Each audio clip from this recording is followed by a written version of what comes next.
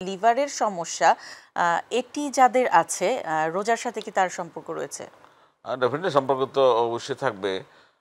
Liver রোগগুলো দেখেন, লিভারে কিন্তু অনেক রকম রোগ হয়। তো এইগুলা আমরা রোগের চেয়ে বরং হলো লিভার রোগটা কোন পর্যায়ে আছে, স্টেজটা হলো ইম্পর্টেন্ট।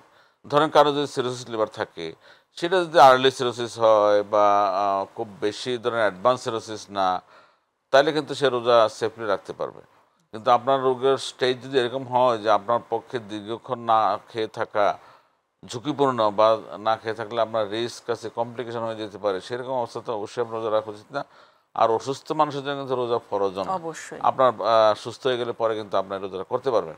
সুতরাং অসুস্থ থাকা বা লিভারে মারাত্মকভাবে ক্ষতিগ্রস্ত লিভার নিয়ে রোজা রাখতে হবে এরকম চিন্তা বোধ না করে ভালো। সেদিকে অবশ্যই ধর্ম আমরা মনে আমাদের। করি যে আপনার রোগের চিকিৎসাটা প্রধান। আপনার রোগ যদি বেশি অ্যাডভান্স স্টেজে হয়, আপনার যে চিকিৎসকের পরামর্শ নেন, ওনার সাথে কথা বলে উনি যদি বলে যে হ্যাঁ রোজা রাখতে পারবেন, তাহলে আপনি রাখেন।